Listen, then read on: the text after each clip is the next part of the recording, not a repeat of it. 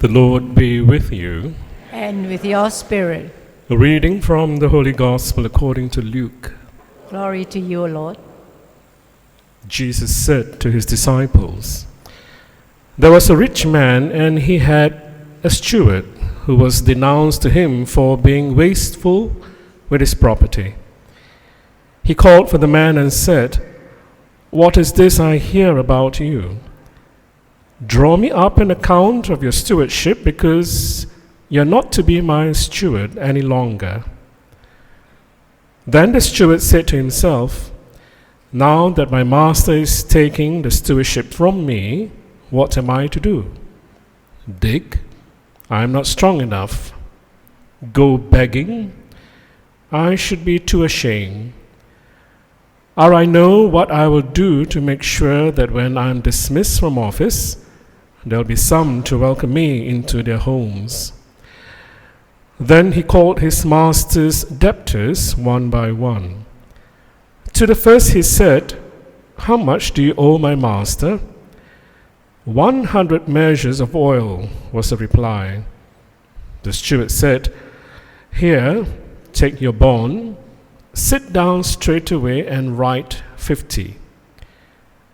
To another he said, 'And you, sir, how much do you owe?' 100 measures of wheat,' was the reply. The steward said, 'Here, take your bond and write 80. The master praised the dishonest steward for his astuteness.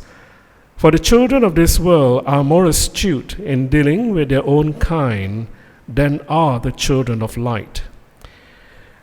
And so I tell you this, use money tainted as it is to win you friends, and thus make sure that when it fails you, then they will welcome you into the tents of eternity.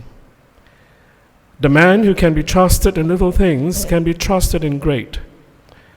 The man who is dishonest in little things will be dishonest in great.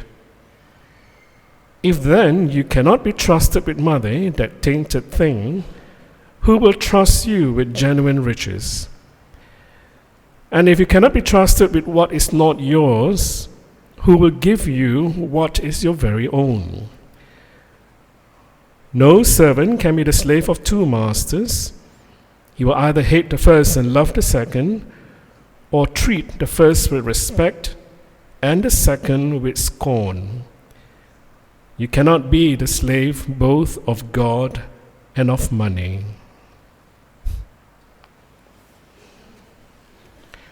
To understand what trust is all about, number one is that you believe that a person is good and that he or she is not going to cause you any harm.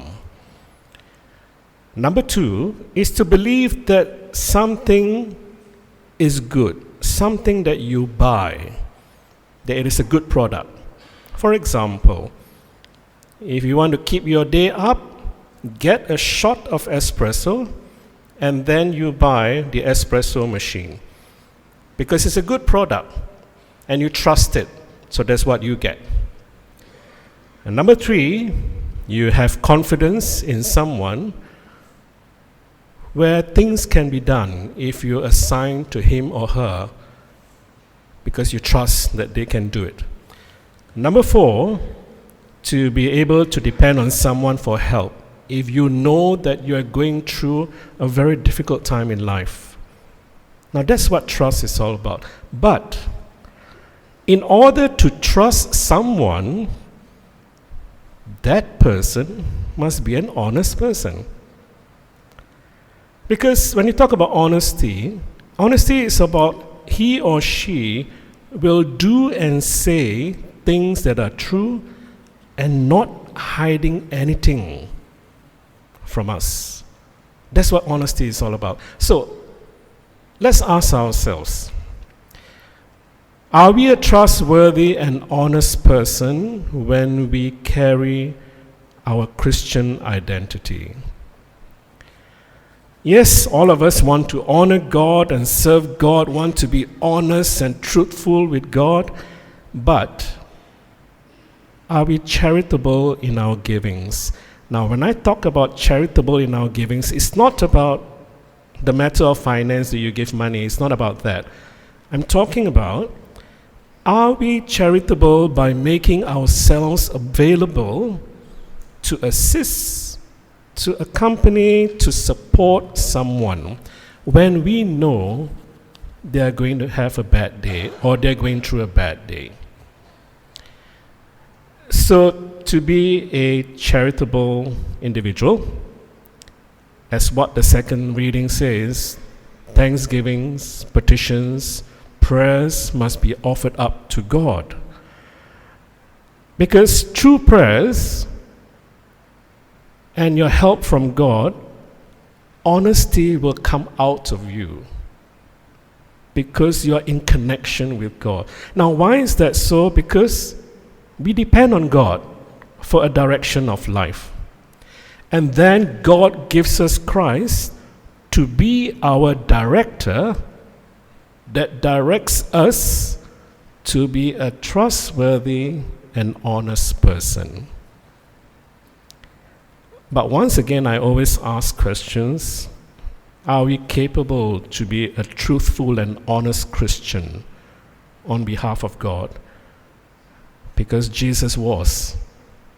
Because of his honesty and truthfulness, he went to the cross for each one of us. Can we carry that legacy of Christ with us?